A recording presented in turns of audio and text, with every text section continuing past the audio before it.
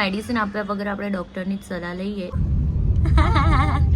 તો અહીંયા અમે પહોંચી ગયા છે અહીંયા વર્ધન રમી રહ્યો છે અને વર્ધન મમ્મા જાય છે ટાટા. શોપિંગ એક બાજુ નહીં. ચલો ગાઈઝ મળીએ, બાય બાય. જોયું જશે પછી. Hello everyone, welcome back to my channel. So guys good morning. આજે મારી મોર્નિંગ થોડી લેટ થઈ છે બીકોઝ હું પિયરમાં છું. તો ચલો તમને બધાને મળાવી લઉં. Hello Vardhan, good morning. Good morning from નાની હાઉસ. વર્ધન અત્યારે બિઝી છે એનું મામમ ખાવામાં અને હિંચકા ખાવામાં. Hello mummy, good morning. Good morning. Good morning. One good morning. Good morning Kinal. મારો ભાઈ છે ને થોડો શાય નેચરનો છે અને કેમેરા સામે આવું ગમતું નથી. બાય ધ વે હું તમને કહી દઉં કે તમને એવું લાગતું હોય કે મારો ભાઈ જ્યારે હોય ત્યારે વિડીયો ગેમ રમે છે, બટ એવું નથી. એની સ્ટડી કમ્પ્લીટ કરીને બેઠો છે, હે ને મન? યસ. ગાઈઝ અત્યારે વાગી ગયા છે 12:30 અને અમારી 12:40ની અપોઇન્ટમેન્ટ હતી હોસ્પિટલની. તો અમે ફટાફટ નીકળી રહ્યા છે હું ને મમ્મા વર્ધનને લઈને, બિકોઝ એને રાત્રે પણ ફીવર આવ્યો હતો. એટલે મને થયું કે હવે વેઇટ ના કરવો જોઈએ. મેં રાત્રે જ અપોઇન્ટમેન્ટ લઈ લીધી હતી અને જોઈએ હવે ડૉક્ટર શું કહે છે, કેમ કે એને ફીવર કન્ટિન્યુઅસ રહેતું નથી. ચડે છે, ઉતરે છે, પાછો ચડે છે, ઉતરે છે. એટલે કેટલી મેડિસિન આપવી, તો ખોટી મેડિસિન આપ્યા વગર આપણે ડૉક્ટરની જ સલાહ લઈએ તો વધારે સારું. તો અત્યારે ફટાફટ હવે નીકળી રહ્યા છે હોસ્પિટલ માટે. પપ્પા ગુડ મોર્નિંગ. જેમ બે. ગુડ મોર્નિંગ બેટા. જય અંબે, જય સાઈરામ. જય સાઈરામ. અમે જઈ રહ્યા છે ફટાફટ હોસ્પિટલ વર્ધનને લઈને. બરાબર. ઓકે, તો મળીએ હમણાં. Okay done. બાય. જય અંબે. જેમ બે. મમ્મી ફટાફટ પ્રિપેર કરી રહી છે હોસ્પિટલ જવા માટે. વર્ધનની બધી જ વસ્તુ યાદ કરીને લઈ રહી છે.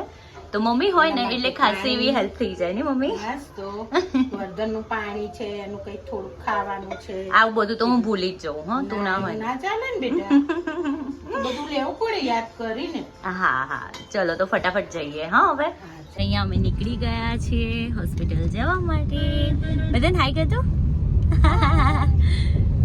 સો અહીંયા અમે પહોંચી ગયા છે હોસ્પિટલ અને અમારો જે ટાઈમ હતો એનાથી બહુ જ લેટ પડ્યા છે અમે.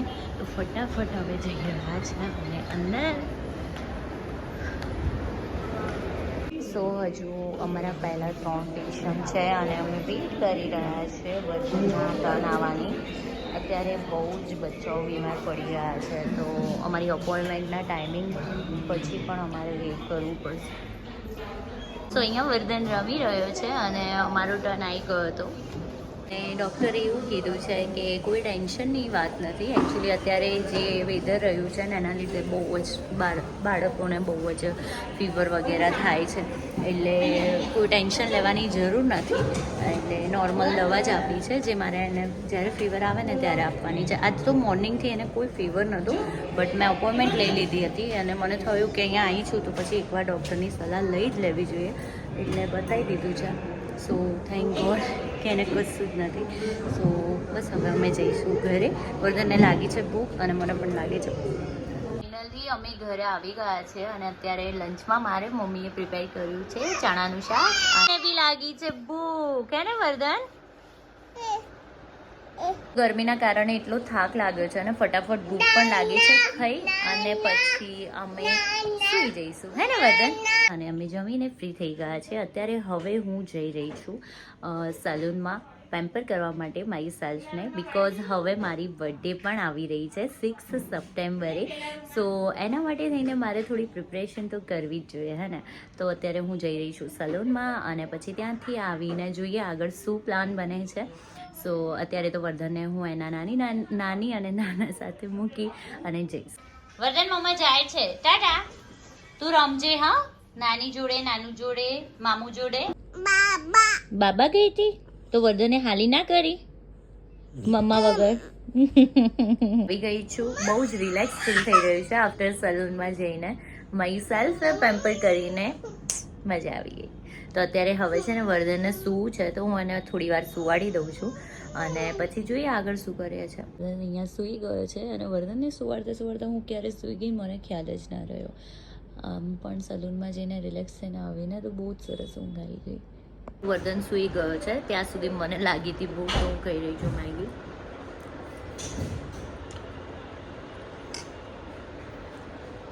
અહીંયા આવે ને એટલે એ ઓલવેઝ એનું જે સ્કેડ્યુલ હોય છે ને સૂવાનું ઉઠવાનું આખું ચેન્જ થઈ જાય છે.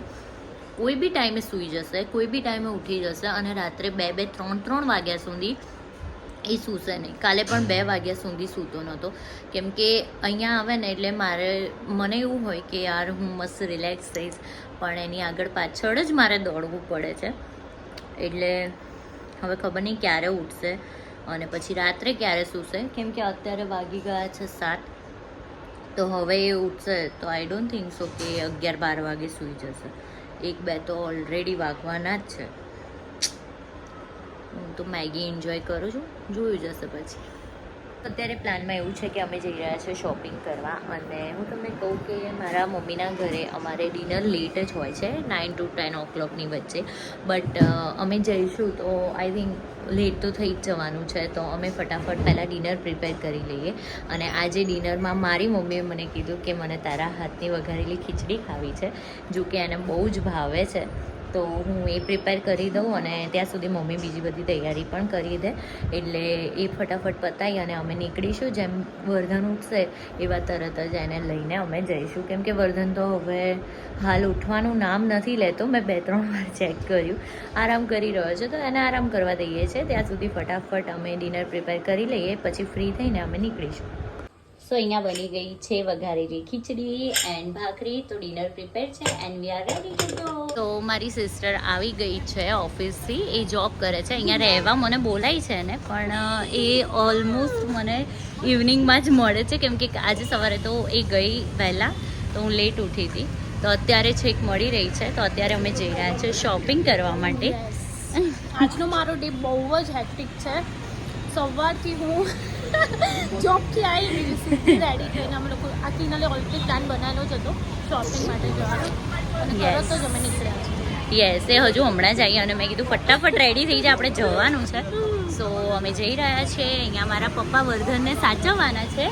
તમે વર્ધનને હા, સાચવશો? હું સાચવવાનો છું અને તમે જઈ જઈ આવીએ અને તમે ખરીદી કરતા હો. ઓકે વર્ધન, વર્ધન નાનું જોડે રહેવાનું ને બેટા, હે ને? હા, યે. તો ચલો લેટ્સ ગો મમ્મી. એકચ્યુઅલી અમે શોપિંગ માટે હું ને મમ્મા આવ્યા હતા, બટ અત્યારે શોપિંગ મારી સિસ્ટર કરી રહી છે. અમે બે તો સાઈડમાં બેસી ગયા છે, બિકોઝ અમને થોડું કલેક્શન જેવું અમને જોઈતું હતું ને, માઇન્ડ સેટ કરીને આવ્યા હતા, એવું ના મળ્યું. એટલે અમે બે તો શાંતિથી બેસી રહ્યા છે. અત્યારે રિદ્ધિ એની શોપિંગ અમે હેલ્પ કરી રહ્યા છીએ. હવે અમે જઈ રહ્યા છે ફાઇનલી ઘરે. અમારી તો શોપિંગ એક બાજુ રહી અને રિદ્ધિબેને શોપિંગ કરી લીધી છે. આ લોકોને કશું ગમ્યું નહીં. મને કલેક્શન ઓકે જ લાગ્યું, બટ હવે મમ્મી આપણે કાલે મોર્નિંગમાં ફરી જઈએ, હો ને? મોર્નિંગમાં નહીં, બપોરે વર્ધન સૂઈ જાય પછી જોઈએ. તારા પપ્પા જોડે એને મૂકી. હા, તો એવું કંઈક કરીશું. ચલો મમ્મી, જમવાનું કેવું લાગ્યું? બહુ જ મસ્ત કિનારી ખીચડી, બહુ સરસ બની. ભાઈ ને તમને કેવી લાગી? મને દહીં તીખાઈમાં જે મજા આવી હે ને? અને વઘારેલા મરચાં જે તારી મમ્મીએ ડુંગળી સમારી દીધી એની કોઈ વાત જ ના થાય. હે ને? મજા આવી ગઈ. મજા આવી. બહુ. વર્ધન, ખીચડી, દહીં તીખારી, ભાખરી અને મરચાં. અરે વાહ, મજા આવી ગઈ નહીં વર્ધન? તો મમ્મી અમે જઈએ છીએ, બાય બાય. Okay, by. અત્યારે અમે આવી ગયા છે નીચે મારી કઝિનને મળવા. હેલો, આ છે હની, આને તો ઓળખો જ છો, અને ધ્રુવી. એકચ્યુઅલી સડનલી પ્લાન બન્યો અમારો કે હું આવી છું 2 દિવસ માટે, તો કેમ બધા રાત્રે મળીને શાંતિથી બેસીને બહુ બધી વાતો કરીએ. સો અત્યારે અમે જઈ રહ્યા છે મસ્ત આંટો મારવા, અને બહુ બધી ગોસિપ ભેગી થઈ છે ને, તો ગોસિપ કરવા, હે ને? So let's go.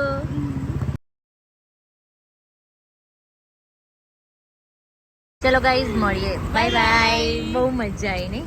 Bye bye.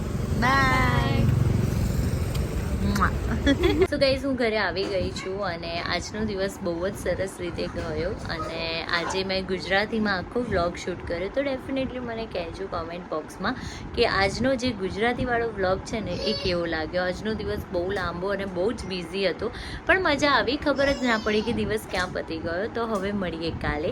ત્યાં સુધી મારા વિડીયોને લાઇક કરજો, ચેનલને સબસ્ક્રાઈબ કરજો અને બહુ જ બધો પ્રેમ આપજો. Thank you so much. Bye bye.